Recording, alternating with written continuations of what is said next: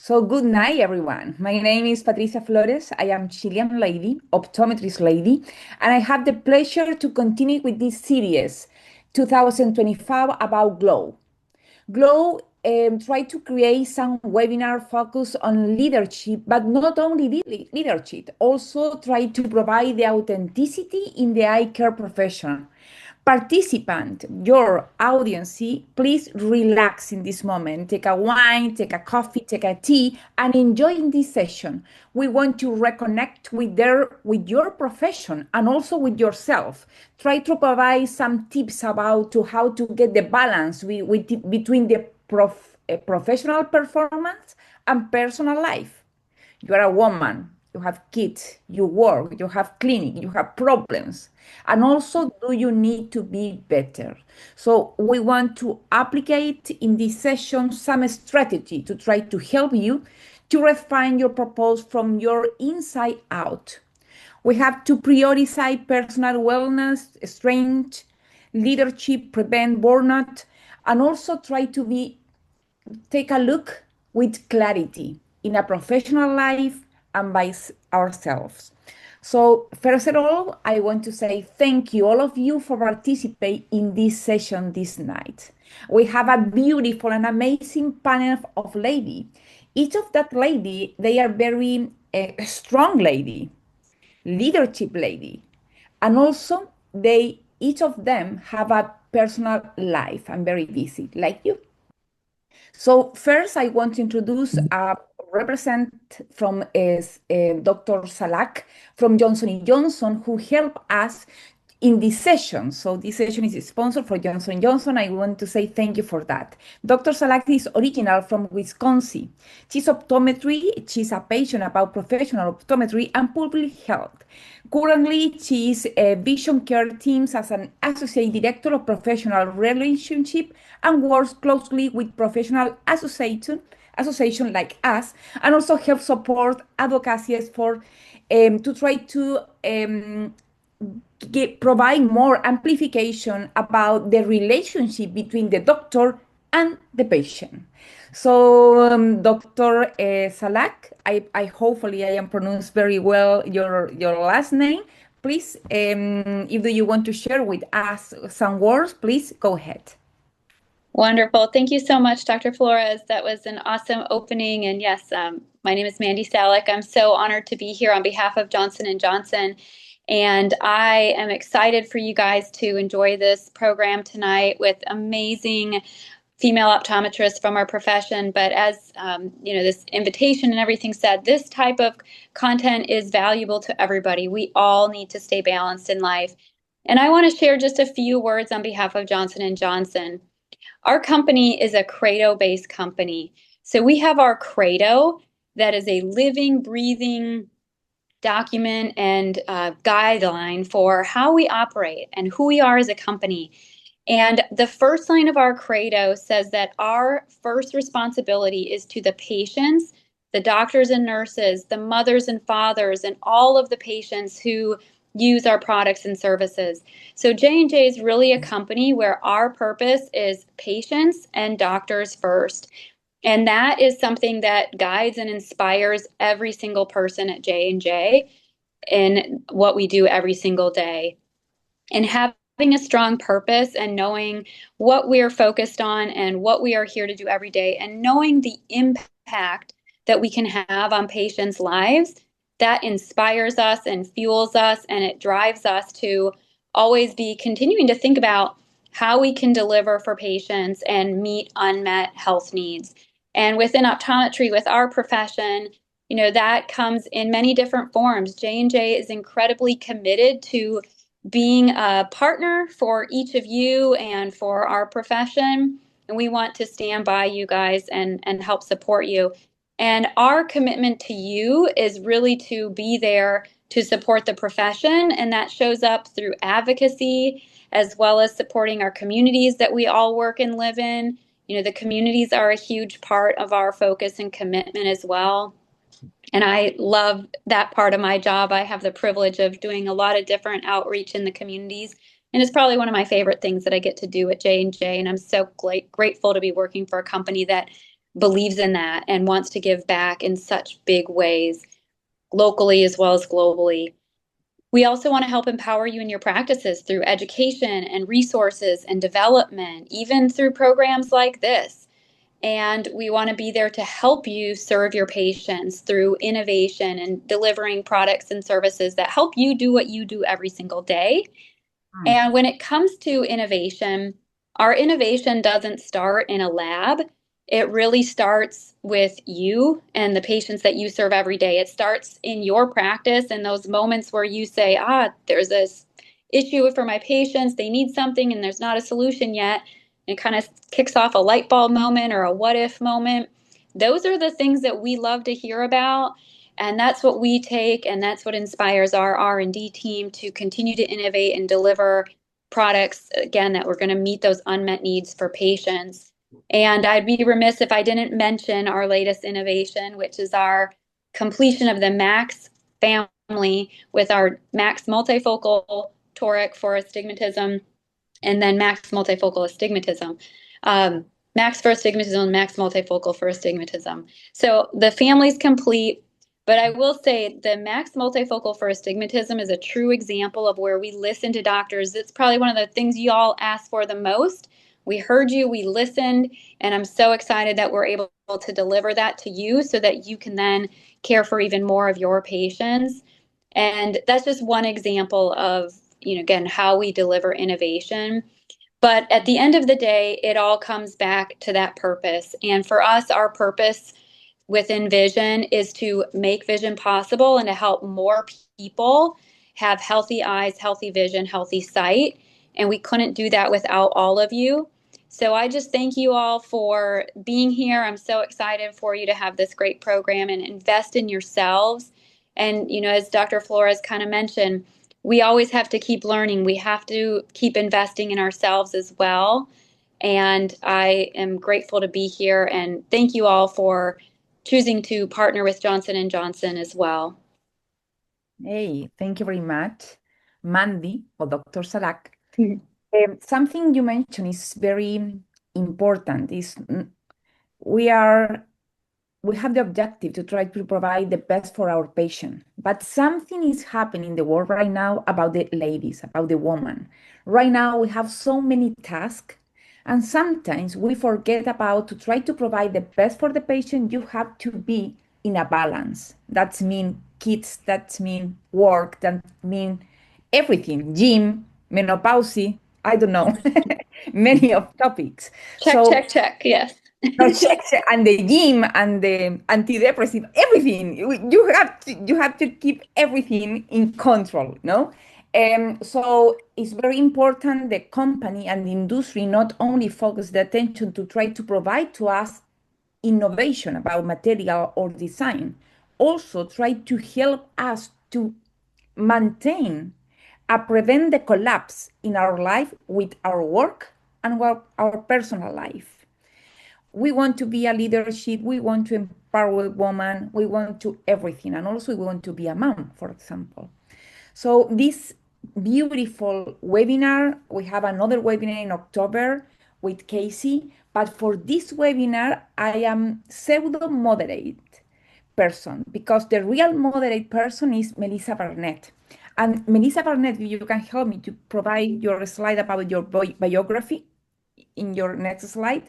Woof! It's too much information for me, but I can summary in a few words about Melissa Barnett. When I put Melissa Barnett in ChatGPT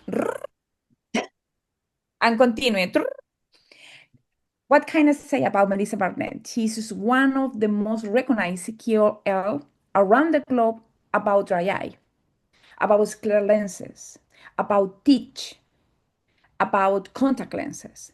She published more than 300 articles and hundreds of books. But more than, she was the first lady, from my opinion, who started to be a real leadership and tried to provide from scratch position about the ladies, about the educative works, and also tasks like a mom, like a woman, like a professor, like a mentor. So I have the pleasure to introduce all of you about Melissa. I am very happy to be your moderate lady today, and also for the rest of the panel. She will have introduced to each of you ladies. Thank you very much. Melissa? Oh, well, thank you so much. And thank you all for being here. It is such a complete pleasure. And I'm here with such esteemed panelists. So many of you know me, but in the last 1 year, I've become a coach as well. So I am now doing professional coaching and credentialed by the International Coaching Federation. So that's the new news that I'd like to share with all of you. And we are going to have so much fun tonight. Oh my goodness, it is so great. So I'm joined by my esteemed panel, and I'm going to introduce each one of them. So Dr. Breanne McGhee is a New Orleans native, clinical optometrist, and residency supervisor, specializing in anterior segment disease and pediatrics. She also serves as a part-time assistant professor and clinical adjunct at Pacific University College of Optometry. Outside of work, Breanne enjoys traveling, eating new foods, and spending time with her family. Dr. Ashley Wallace Tucker completed a cornea and contact lens residency at the University of Houston College of Optometry. She is a partner at Bel Air Family Eye Care and the Contact Lens Institute of Houston, where she primarily focuses on patients in need of specialty contact lenses and myopia management. She is currently the secretary of the Contact Lens and Cornea section of the AOA and the Scleral Lens Education Society. So proud, have to say, of both of those, so proud. And she's also medical co-editor of Review of Myopia Management. Moving on to our next totally esteemed panel here. Dr. Sophia Leung is a residency and fellowship trained optometrist working in Calgary, Alberta, in a tertiary surgical cornea practice, specializing in medical cornea and surgical co-management. She is the current president of the Alberta Association of Optometrists and is completing her MBA through Cornell's Johnson School of Business. And I absolutely love that this is in your bio, Sophia, that you attempt to ski in the winter. I bet it's more than attempt. And attempt to surf, but I've seen you go surfing, so I'm sure you're good at that too. And so I don't know about the questionable competency. I'm sure you're very competent in all of those regards. And it's also my distinct pleasure to introduce Dr. Lisa Hornick, who is not too far away from me. We actually get to see each other sometimes in our area, who has over 20 years of clinical experience and currently practices at Stanford Ranch Optometry in Rockland, where she's the director of the dry eye services. Dr. Hornick has lectured on dry eye disease nationwide and in Canada. She has many published articles on dry eye disease and nutrition. And Dr. Hornick graduated with her MBA from the University of California, Davis in 2023 with a concentration in entrepreneurship, innovation, and consulting. So again, so happy to have you all tonight. And this is going to be an interactive session, and we're going to learn and we're going to also have a lot of fun. So let's start here. And I'm going to choose my day yesterday, just to share my day yesterday, not today. I get to work. Today was the right-hand side. Yesterday, I get to work. The computers are not working for half the day. Forget that. The staff is late. My first patient is 20 minutes late. And how did I show up? Right? And this happens in all of our practices, right? Where all of these different factors happen. Maybe you had to drop your kid off at daycare or at school. Maybe they couldn't find their shoes. Like all of these things have happened. And so I want us to think about, how do we show up for clinical practice, perhaps, or how do we show up in our lives? We're going to be talking about that more too. And do we show up each day like that it's a fresh start as each patient, a new beginning, or are we just stressed out and worried and frantic all day long? So we're going to have this first with our esteemed panelists, and whoever wants to go first, please take yourself off of mute.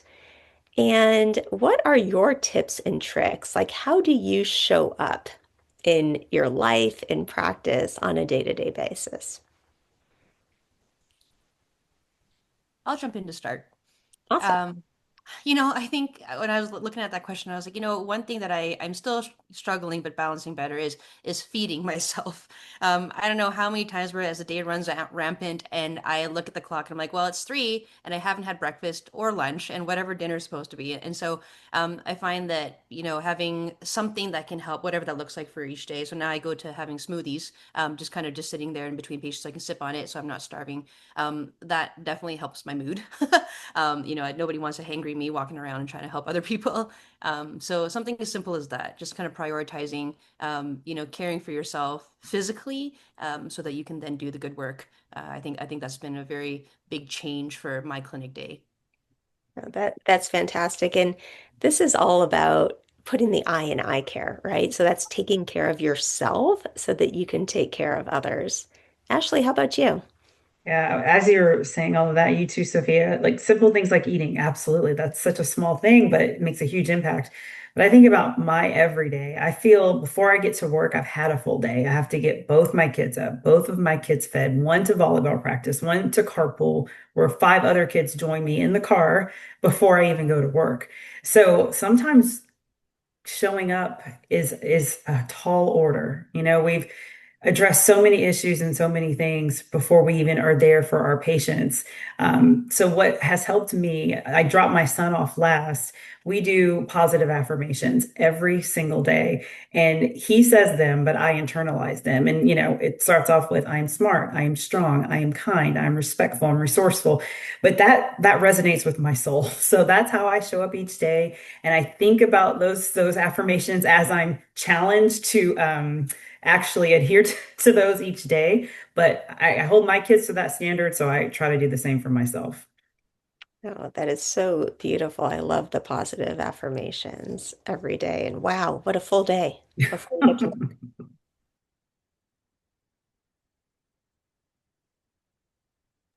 Breanne I or can Lisa, ch- anything to I can add? chime in. Yeah. One of my affirmations that I've lived by, and you probably have heard this saying, Rome wasn't built in a day. And I have to tell myself that every day that, maybe I can do a little bit tomorrow, but also finding balance in being a mom. I'm a mom of 4. And actually, I know the struggle as well, trying to get everybody to school. So when I wake up, I have to remind myself that before I walk in their room and again be the role model for them so they'll know how to model their day and know that again Rome wasn't built in a day. That's amazing advice. Wow. Absolutely incredible. So I'm going to challenge all of you to think about this on a day-to-day basis. I talk a lot about living intentionally, and this is just one of those things that can change our life in a really big way. And this is how I show up every day. And I show up with kindness being first and foremost. This is what I live by. My kids know, I have 2 boys, 16 and 18. They know rule number 1 is to be kind. Like we talk about kindness all the time. And this is not just inpatient care. This is going down the street. This is when I'm getting a coffee saying thank you. This is smiling at the stranger. I think that kindness is so important. And that leads to connection because we're all in this life together, right? We're all here together. We're all here in community, and we can take it however we want to, right? So we could have this really positive experience for the most part. I mean, it's not always 100% positive, or everything can be negative. And then for me, gratitude. It's all about gratitude. With my kids, we say what we're grateful for every single day. We also, and it can be small, it can be teensy tiny. It could be like dinner. It could be, I often say I'm grateful to watch them play water polo because I absolutely love that. But it can be much more significant than that too. So this is kind of what I live by. And what I've learned is that when we define our values, and your values might be different than mine, and that's absolutely fine. But if you just write down or you think and think about your core values, that really helps how we show up on a day-to-day basis. And this helps us first and foremost, but also really helps our patients and helps in patient care. Because we know that physician burnout is highly prevalent. This is the exhaustion where we have no energy. And Sophia, I love like how you talked about eating because this is something I remember way, way back in school. One of my attendings was like, you know what? You should not snack on chocolate. And I was like, that is actually a really good point. Like, I should have protein. And Breanne taught me all these great things when we lectured together at Zico about nutrition. I love how much you taught me. But we really need to be thinking about some basic things like our sleep, our hydration, drinking water. We can have some caffeine, not too much, but keeping that energy up. So both when we're seeing patients and on a day-to-day basis. Burnout is also associated with that loss of empathy, just one patient after another after another. And then the doubt, like I've had people tell me it's like a hamster spinning in a wheel, just going, going, going, and like more charts and more this and more that. And I get it. Like I'm also in clinical practice, I'm seeing patients. I know we have not only the patients, we have the charts, we have their personalities. I'm really getting in tune with their personalities and their energy and trying not to like let it all bury me and just, okay, that's good. And also I'm also trying to bring in a lot more levity to it. Like I had two kids bouncing off the walls. And I'm like, and I said to the dad, I was like, hey, dinner time must be really fun. He's like, oh, yeah, you can only imagine. So bringing levity, right? Laughter is always great. But this is not just, burnout now. Burnout has gotten much worse in the last few years. So prior to the pandemic, up to 50% of US physicians were experiencing professional burnout. And burnout has many definitions, but it can be described as long-term stress reaction marked by emotional exhaustion, depersonalization, just seeing like patients as numbers, like, oh my gosh, I only have like 10 more to go. Yes, I've done that before. And a lack of a sense of personal accomplishment, and I'd say purpose in there too. Like we all have purpose. We want to define our purpose and we want to know what our purpose is. And mine is really to help patients. So I do want to share this study because I think it's so important and it's also so impressive. So this was looking at the prevalence of burnout among US optometrists. It was Caleb Abbott, other participants were Karen DeLoss and others. And this is just remarkable. I mean, I was absolutely blown away by this, which is why I want to share it with you. So this is looking at demographic and clinical factors associated with burnout.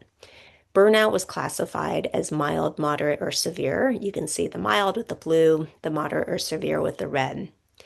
This is looking at 1,436 optometrists who responded. 53.6% reported burnout, 61.4 mild, 30% were moderate, and 8.2 were severe. Higher burnout in females, 60.9 compared to 40.6 in males. And of interest, there was less burnout with an optometrist who had a spouse or partner in healthcare. Those who had children, those early career, less than 5 years, and late career, more than 30 years. So, kind of looking at all this information, I want to ask the panel, what do you think about this? What do you think about burnout in general? And what do you think specifically about this study? Does it resonate? Is this what you're seeing and hearing from our colleagues?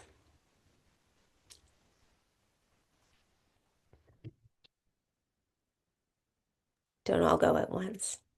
Sophia, go ahead. Yeah, I mean, it's quite interesting. I mean, we're looking at, you said almost a third of the US optometrists are suffering through moderate to severe burnout. That sounds pretty bad, right? And there's this cycle you get stuck in. Burnout comes with all sorts of things. This guilt. I can't get out. And then, it's not like you can just kind of pop up and get out of bed and be like, today's the day I'm not burnt out anymore. It's hard, right? And there's this sort of sense of you're kind of on your own trying to crawl yourself out and it just feels like you keep slipping and I speak from experience for sure. And And it's so critical to be able to recognize that before it happens, if you can, to know what those warning lights are, those trigger points, right? When you start to count the patients down and, I might have done that today, and it's kind of one of those things we just have to try to recognize as soon as that happens that, okay, we got to take a little bit of break or do something a little bit different to just take a second to breathe. And I find interesting, especially in the teleoptometry line, the very much that high red line that, speaks to about maybe the lack of that, in person and, almost like that isolation that might happen. And it is definitely understandable why COVID kind of brought that on as well. So I find that particularly interesting because we are moving into a very AI driven and tech driven world. And we see that not just in optometry, but we see that in relationships, right? Our children are going to be more and more isolated because of the way that they interact with each other. And so, if that's not a trigger or kind of an engine light on its own, I think we must pay attention to that and understand that ourselves and our colleagues, our patients are, that could be actually a metric that is broader than just optometry. Mm. Absolutely, Ashley. Yeah, I'm just grateful that this was done. Caleb was actually one of my students, so I'm super proud that he has spearheaded this project. But we're giving a voice to this feeling that we all have felt, that many of us are currently feeling. And I don't want to say it's normalizing burnout because that's a sad reality, but it's letting us know that it's okay, that we can talk about it, we can express how we feel. There are resources and things that we can do to mitigate these issues. I find it so fascinating that the large private group practice has the lowest moderate to severe burnout because that's the modality of practice that I'm in. And I appreciate that I have partners. I appreciate that I can step away from practice, go on a vacation, not worry about my practice, go to a conference, regroup, learn, lecture, and do things other than just seeing patients and being in my practice. So I find this whole thing really interesting. Thank you for sharing. Oh, well, thank you.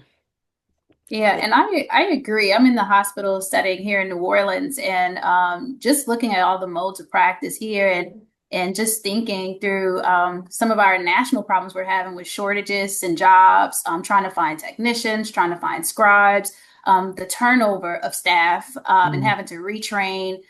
So not just the patient experience that, we walk in the room, but now we have to train staff and it's like 50 first dates because you're like, oh God, we have a new person. And then, so it can become a lot, I think, in all of these modes of practice for sure. And then also, just how we're being reimbursed and what we have to do to make sure that we're meeting our marks. Our docs that are in private practice, trying to keep up with quotas, and I think we're all feeling it. So I agree. I think the burn is being well felt again across all of these modes of practice for sure. Yeah, I absolutely agree as well. And I really resonated, Melissa, with everything that you had listed on your previous slide. And I think it's important that we do recognize those signs in ourselves and we recognize those signs early so then we can actually change it and do something about it before it gets, too severe.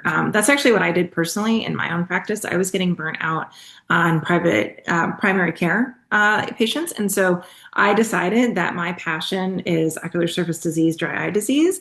And fortunately, I was able to actually design my day and design really my career into just seeing the type of patients that brings me the most joy. And I feel like I'm being the most impactful. So, but really the first step is just recognizing that burnout, right? And then thinking about, okay, how can we maybe design our day or design even our career path a little bit differently so we don't experience that burnout?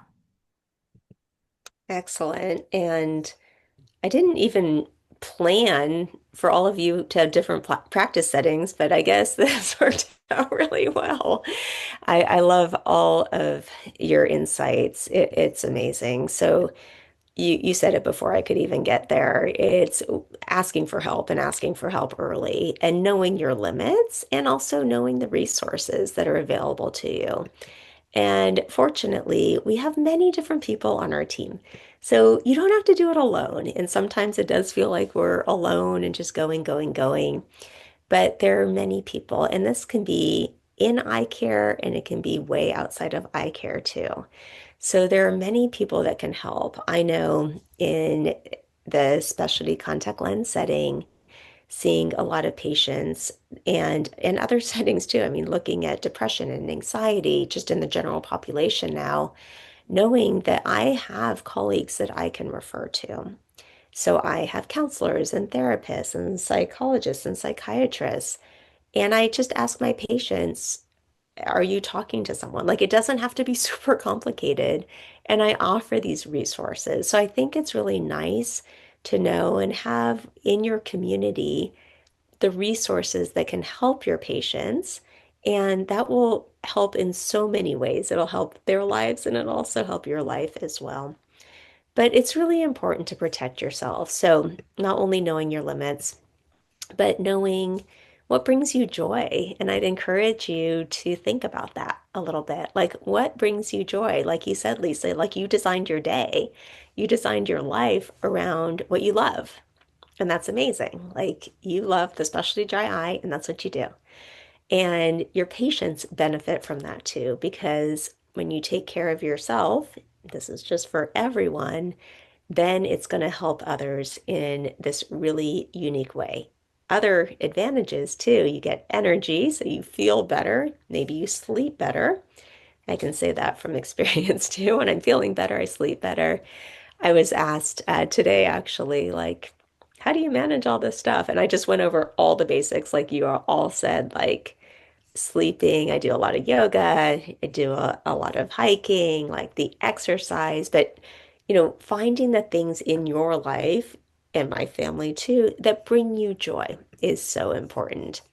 So let's change this conversation from burnout to wellness. And I don't even like the word burnout. If anyone has a better word, no, seriously, anyone has a better word than burnout, like please share it with me. I'm searching for it. Everyone gets burnout, like they get it. But if you have something different, I'm going to borrow that and I'll give you credit for it. But the existing literature doesn't address physician wellness or defines it as like lack of burnout. But there are many tools that can help us, and I'm going to share some of the tools tonight. So we have many, many, many different resources. Now, it doesn't have to be physician centered or eye care centered. It can be a general wellness resource, but there are lots of things that you can incorporate into your day-to-day that can help prevent burnout. And one thing that I find, it's really simple, but it's really effective. It's a two-part when going from patient to patient. And that is taking a breath, like, or taking 5 breaths and incorporating a bit of gratitude, like, and having a fresh start. Like, this is a brand new patient, and I am going to come in with curiosity. Like, I would love to know more about this patient, even if it's the patient you've seen before. Like, what's on their mind today? How can I help them? And also, like, how can we have this connection? Like, what can we talk about? I feel like now every time I come out, I'm talking about food. I like food a lot. I like cooking. I like food. I like recipes. I like to know like what's new and things like that. So I often talk about food. I also talk about yoga quite a bit. But making whatever connection that is and going into each patient with a blank slate. And that advice was given to me many years ago from a colleague. And I think that is really, really helpful. I mentioned gratitude is something that I live by, and gratitude is very helpful. So there are many different tips of how to incorporate gratitude in your life, but it can be something really simple, very, very simple. And this helps with positive emotions, relishing those good experiences, improving health, dealing with adversity, which all of us have on a day-to-day basis, and building strong relationships. So I'd like to ask each of you, what is a wellness practice you can't live without? And Lisa, I'm going to have you start on this one. Yeah, absolutely. Thank you so much. And yes, this is so important. I used to put my own personal wellness on the bottom of my list of things to do. And I think especially as moms, we tend to do that, right? We take care of our children first, possibly our husband. We take care of the patients in our practice and our career, but we think, okay, when I have that leftover time, maybe I'll go to the gym, or maybe I'll do that yoga class, or maybe I'll meditate or write in my journal. But To be honest, there is never time at the end of the day. So if you don't intentionally put that time into your schedule, it's probably not going to happen. And so I definitely learned that the hard way. And over the last couple of years, I've been absolutely intentionally trying to put that, at least that physical activity piece, into my schedule. So I actually put that in as an appointment, and I keep that appointment to myself.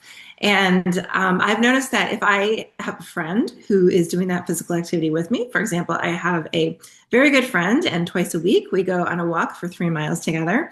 And so not only am I incorporating physical wellness, but mental and emotional wellness too. Just like you said, Melissa, we're adding joy back into our life because I can talk about what's going on with my day, what's going on with her day. And it's just, we always feel better at the end of our 3 mile walk. The other thing is I'm intentionally putting a weightlifting class for women. And the more and more research I get on perimenopause and menopause and the fact that we're actually losing muscle mass as we age, so that's another part of our physical wellness. I have that appointment with a women's group and we do weightlifting. So we are heavy lifting and we are building muscle mass because our beautiful bodies are going to last us into our 80s and 90s. And so that's become sort of my mission and very important. And I absolutely cannot live without that physical activity appointment that I do not break with myself. Oh my gosh, I love it. That is awesome. Melissa, Yes. I want to interrupt because Yes. there is this different experience, right? And the majority of your ladies, you are living in United States, but they live in South America, in another part of the world, a very funny part of the world, I have to say.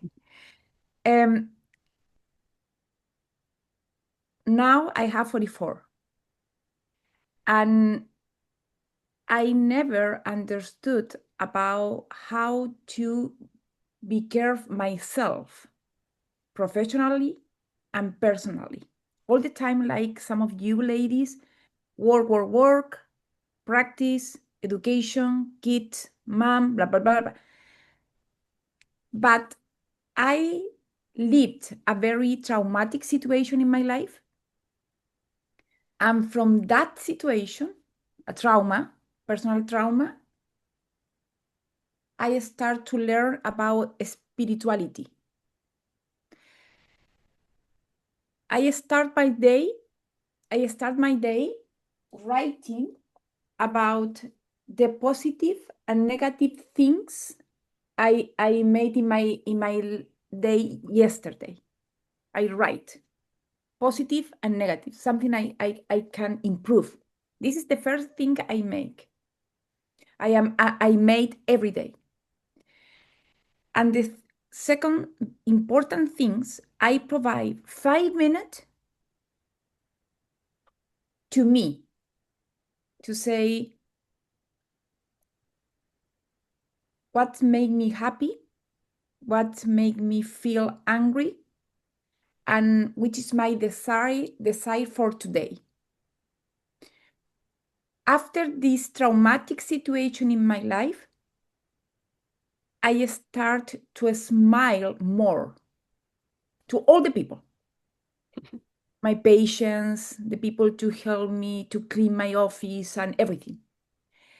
And I totally convinced, because I am living now that situation, when I start to smile more to the people, they give me more love.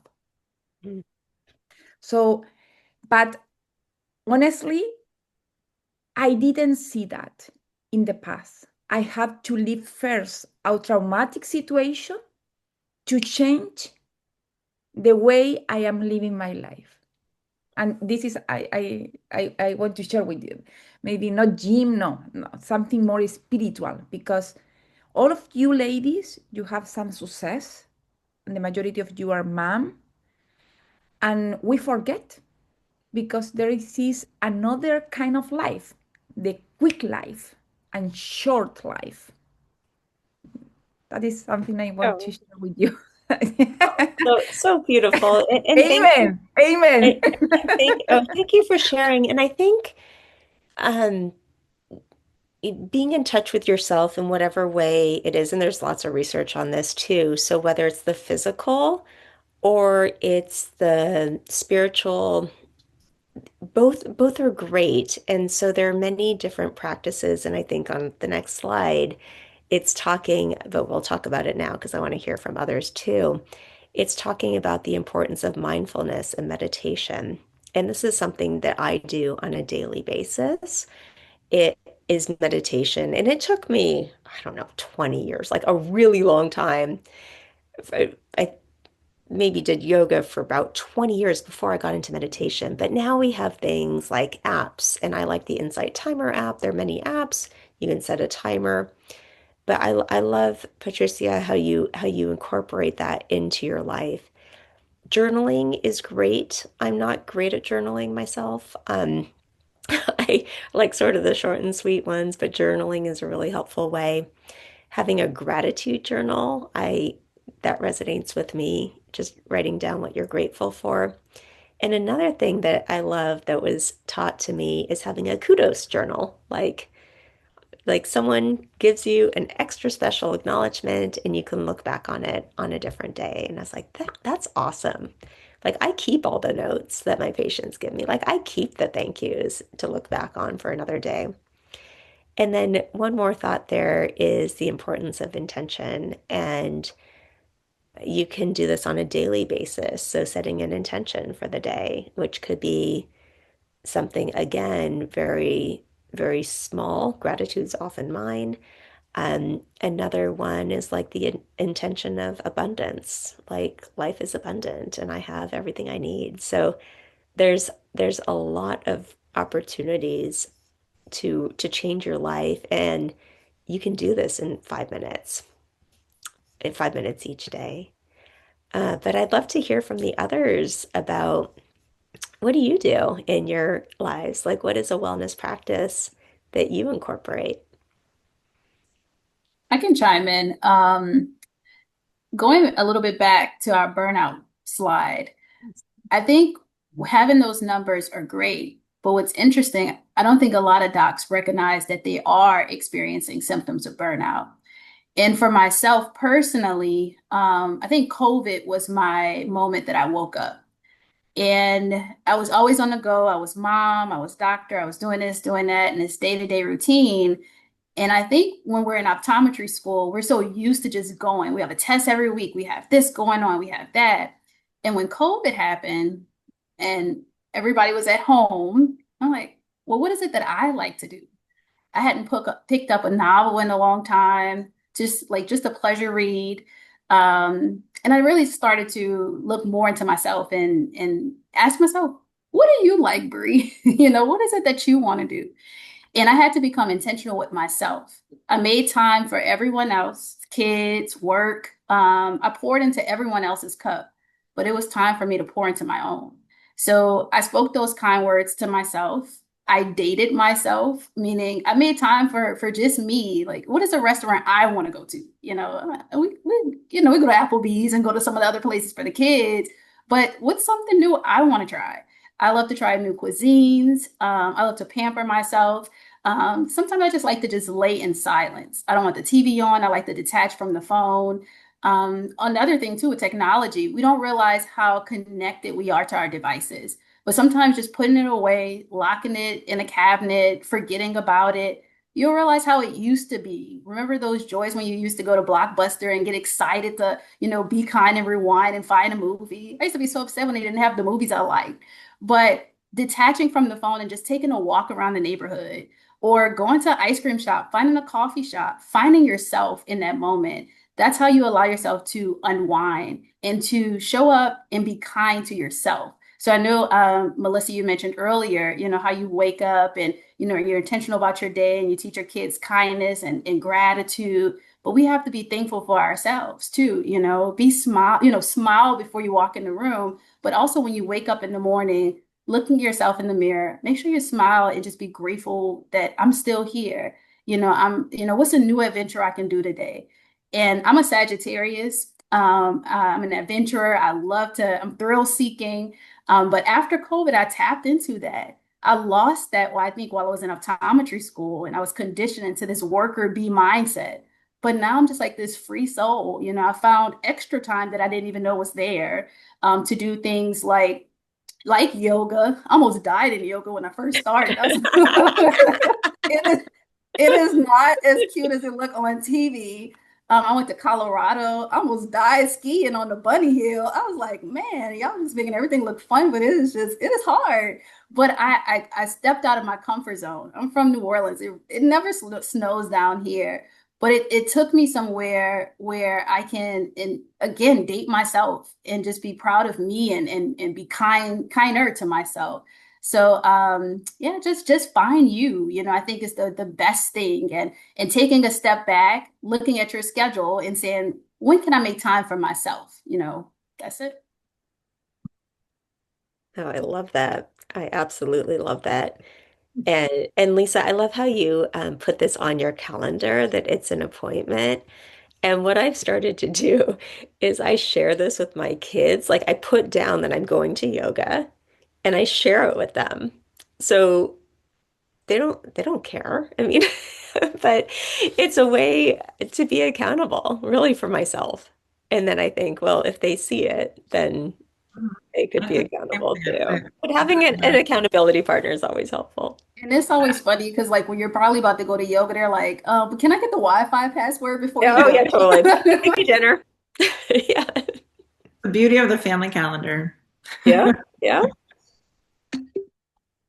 Can I jump in for a second? I think, one of the things that I think is um, has been both. I mean, we're talking about balance a little bit, and I love finding the things to be grateful for, right? And even kind of like thanking in my head, whether I will pray, and sometimes I'll be like, oh, like thank you for this patient, and or kind of having a blessing for this thank you for this patient being here.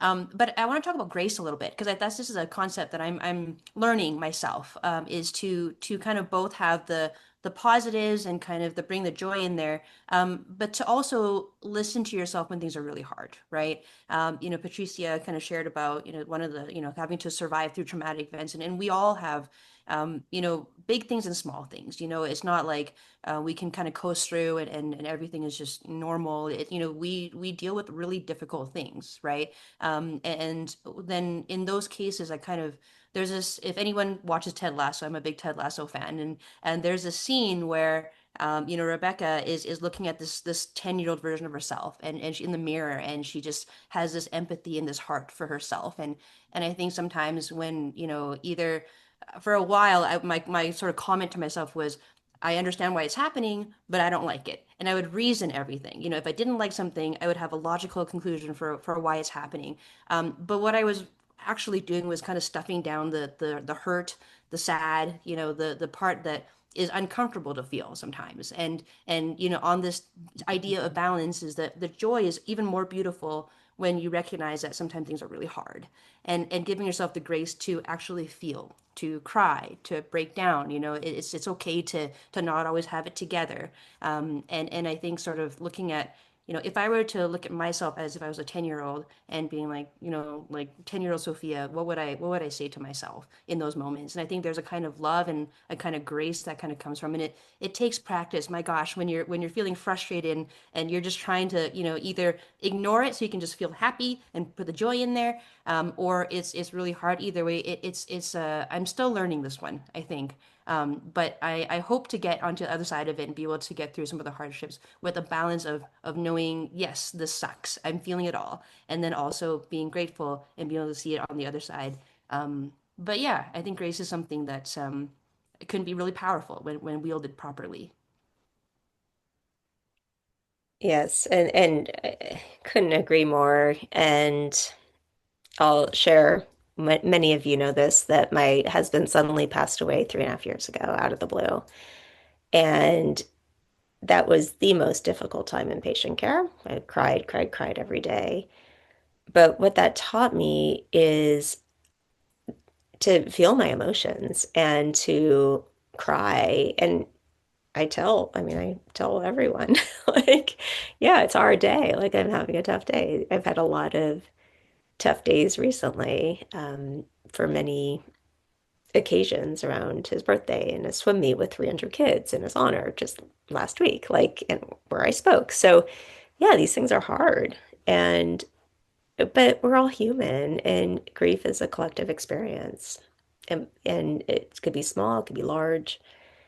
And I think that's also helped me too in patient care is being human and talking to my patients, and maybe not every single one, but sharing, and also staff. Like I used to never cry. I cry all the time now. And I tell my kids and I tell my friends, like it's good. So Sophia, you're years ahead in wisdom. So I think that's really important.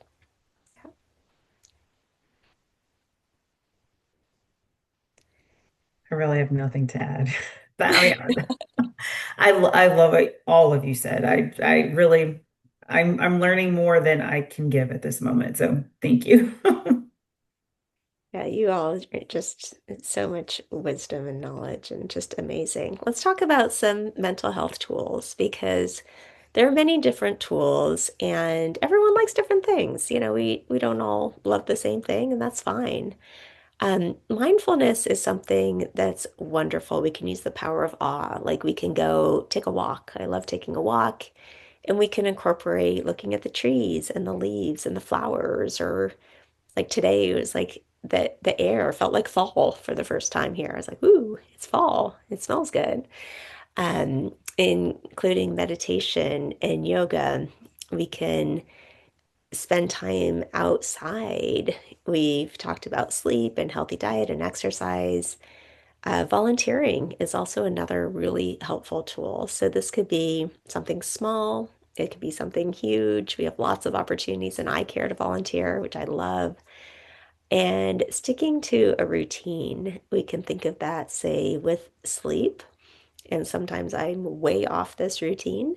But if we get into like a day-to-day routine, that helps. And then spirituality is also something that really helps our mental health on a day-to-day basis. So for conversation, and want to thank the 66 people who responded when I put this on LinkedIn yesterday. And I just asked like this one question, and the statement is, I currently have a good balance between the time I spend at work and the time I have available for non-work activities. This is not scientific at all. I stuck this on LinkedIn. I was like, oh, I hope that someone responds. And I would love to get all of your insights about what you think about this. So, strongly agree, 20%, agree was 39%, disagree was 27%, and strongly disagree is 14%. And this is still open for another few days on LinkedIn. So if anyone here hasn't seen it, just click on my very non-scientific little question here. But what do all of you think? Does this resonate? Are you surprised? Not surprised?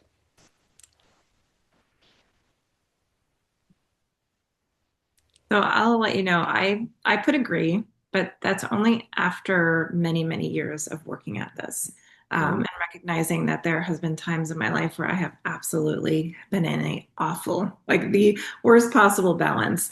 And just something that over the years I've learned. And like I said, I've kind of designed purposely. And that is the only reason that I would agree with this right now. And I do find it interesting that, over 40% are definitely not in at a good balance. So that's concerning and it's alarming, and it just speaks to the fact that we need to talk more about these type of subjects and topics, because we're trained clinically in optometry school, but we're never trained on this type of thing. And I just love all of the advice that everyone has given to each other. I've learned in the past from my mentors on things like this, and I just think it's so wonderful that we can all be here tonight together. For sure. I guess I'm looking at it the flip side that more than 50% agree. I think that's amazing. I think we all have a season of disagreeing with this, just like Lisa said, and it's kind of a rite of passage. I think that we have to kind of go through it to understand what feels balanced, what feels imbalanced. For myself, I called this year a season of discernment. I've been trying to discern what's important, what is what deserves my time, what deserves my energy, and that has come with the feeling of disagreeing with this. So I appreciate this poll. I think it's, as you say, Melissa, it's not scientific, but it's enlightening nonetheless. I look at this poll, and really when we're talking about balance, similar to like a cluttered room, right? So say you have a really like a lot of boxes in the room, and you're like, oh, I'm gonna add like a table here or add new furniture in this room, but you have so much stuff scattered throughout the room. But when you take the time, you organize the space, maybe you get rid of some stuff. I was cleaning up my mom's house. She's a hoarder. She has stuff from like the hippie days from the 70s and stuff. I'm like, ma'am, throw this away. She's like, no, I gotta keep this. And we don't want to get rid of a lot of things, or we don't want to take the time to go through things or make the changes in our lives that are necessary so we can get to where 50% of these individuals are, right? Where we find the balance. But going back to that cluttered room, once we clear out that space, we can realize then, oh, I have plenty of space. I got a sofa here, I put a fridge here, I could do this, I could do that. But we have to do the work. And as everyone, mentioned, I think it's going through that process, or going through the season of discernment and saying what requires my energy, or sometimes saying no to things. You take on so many things that, you're like, okay, yeah, sure, I'll do that. And as women, sometimes we can become very passive and we want to be people pleasers, and, we take on everything. And then after a while, again, who's filling our cup if we're filling everybody else's? So going back to that room, once we clear that space, sometimes you're like, you know what? I don't want no furniture here. I just want me here.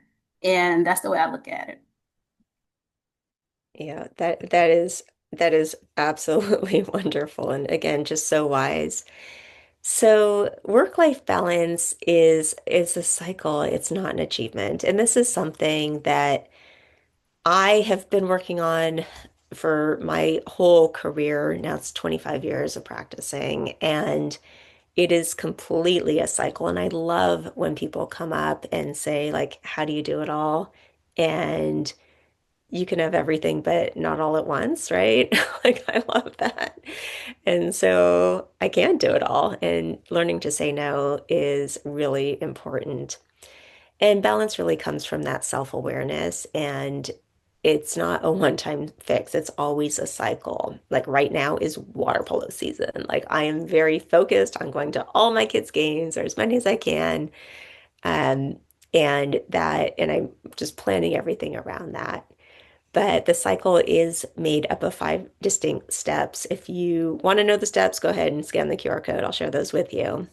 But I do want to share um, a few things, and then I have a question for the group. And one is that living intentionally is so important, and that is setting clear goals, prioritizing, being present in the moment. We cannot underestimate being present. Reflection, not, I'm working on that. My reflection practice, I'm not the best, I'll tell you that. But taking time each day to reflect on your actions, thoughts, feelings, reflecting on what went well that day, what did not go well that day, and also seeking support. But living an intentional life is something that I would encourage all of you to just think about a little bit. And I've had this conversation with many people in and outside of eye care. And you can be in a really successful career, and many of you are. You can be in a great place, but are you doing the things you love to do? Like, are you having that time to do your hobbies? Are you having the time to spend with your kids? I had a conversation with a colleague and her husband, and I said, would you like to go to lunch on a Tuesday? And they were like, whoa, we could do that? Yeah, you can like go to lunch on a Tuesday. You own your own practice. Like, of course you can do that if you want to. So think about what's important to you to live an intentional life. And this is where coaching comes in. So coaching is a process. It's a thought-provoking and creative partnership where the coach is walking alongside of you, and it's rooted in trust and accountability and that forward focused dialogue. So it's setting those goals and the strengths and priorities. Many of you have asked, like, how do I find a coach? the International Coaching Federation is really a great resource for anyone who's trained with the ICF, is a great coach. And then it really works. So it's having you develop your inner wisdom, and it helps you decide what is important, what's not important, setting those goals, and then achieving those goals. So I've learned a ton from my coaches over the last year, and it's really helped me lead a life that has more purpose, and it has really been incredibly helpful. I say it's really changed my life. So we're going to end on this question, and I would like everyone to answer it if you feel comfortable. But with all your wisdom, and I've learned so much tonight, so I want to thank you with that. But what is one tip you give your younger self starting out in eye care? I'll go first. For me, time is always just something that I struggle with, not having enough of it. So somebody told me once when I was struggling with mom guilt to not worry so much about quantity, but worry about quality. And that holds true with my husband, my children, my parents. So I try to always focus on that. Just give them good quality time and not so much focus on how much time I'm spending with them. Oh, I love that. Quality time is so important. I could chime in next and kind of reflecting on what I mentioned at the beginning of the session. And I think optometry school is probably when I started saying this. Rome wasn't built in a day. This past May, I actually went to Rome. And when I walked around 4,000 steps a day, I was like, good Lord, it wasn't built in a day. But it made me to realize, do a little bit at a time.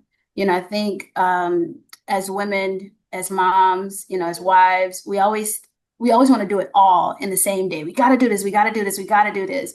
But sometimes it's okay to say, I'll push this off to tomorrow and be intentional with completing that task or putting a little bit off on maybe someone else to do or delegating some responsibilities to other folks and not having to do it all. And again, being intentional with yourself, showing up for yourself, being kind to yourself. Those are some of the things I would say while I'm in school. And to my younger self. Oh, that's beautiful. I'll go next. Yeah, I think chasing after what you're passionate about, or essentially kind of finding what you love and then going after it, even if if it's off the beaten path. I think, the idea of work-life balance is an interesting one because sometimes we can look at somebody else's life and say, okay, their life is balanced like this. That's what mine should be. But that doesn't mean that's what ours should be, right? Every woman is going to be different. Every individual is going to be different, and it's going to be about what works for you. And so the amount of resources available out there is amazing. But at the end of the day, you do have to make kind of your own choice. And so, I remember when I was kind of at the pivotal point where after my residency was ending and my fellowship, I could pick a fellowship and I had to decide. And my residency supervisor, well, what are your two loves? Or, well, what is your optometry love? And I said, well, I had two. But I couldn't pick. So I did end up doing cornea and glaucoma. But that's one aspect of it. But you can kind of add that to anything else. I found that I love surfing, but I'm not good at it. And really, Melissa was very, very gracious. But what I did is I chose it in the sense that if I was going to be teaching, and for a while I was getting a bit burnt out on teaching, just constantly every weekend flying somewhere, I enjoyed it, but it was tiring. And I thought, okay, if I'm close enough to the beach, I'm going to give that to myself. And because I loved it and I chased after it. It doesn't make any sense for someone in Calgary, which is not like close to ocean at all, to be trying to surf. But those kinds of things, just finding what you love and creating space for it. And I think you'll find a balance that will land in there because your heart will want it. And I think that'll help land things where it should be, even if it looks totally different than what somebody else will do. And I love that so much. I have two tips, but I'm going to be really quick because I know we're running out of time. But Sophia, I absolutely 100% agree. Find your optometry love. So once you feel, you have enough clinical experience in general optometry, find your one or even two subspecialties that you absolutely love and really pour into that, become an expert in that area, and then you will be seeked out for your knowledge, and then you will be the most impactful, and also you will have the most joy in your career. So that's my first tip. Second tip is if you don't like clinical care and patient care, that's okay, because guess what? There are so many other different things that you can do in eye care. You can be an MSL in industry, you can be in academics and be a teacher, you can be a writer, you can be a coach. So there's so many different aspects still in eye care if patient care is not your true calling or your true joy. So find your joy and go for it. Oh, yes. I couldn't agree more. I love it. Like find your passion, like find your people, right? And there's so many great people in eye care, and things that really resonate for me in my career are like the Scleral Lens Society and CLCS. And, these are big commitments, right? But I always encourage you to start with your local people, like start with your local society and then go from there. But there are many people, there are many mentorship programs out there that can help you. There are many organizations like Glow that can help you. And it's just reach out. And the really wonderful thing I love is that you can be at a conference, you can be at a meeting and like go talk to people, right? Talk to the person next to you, go talk to the speaker. Like everyone's really nice and everyone will talk to you and have a conversation, and you never know where that will go. So I can't thank you enough, all of you. I have learned so much tonight, and all of you for attending. Thank you so much. I love how we're having these really important conversations, having the conversations of taking care of ourselves, so putting that eye in eye care, and knowing that there are so many different resources so that we can take care of others as well.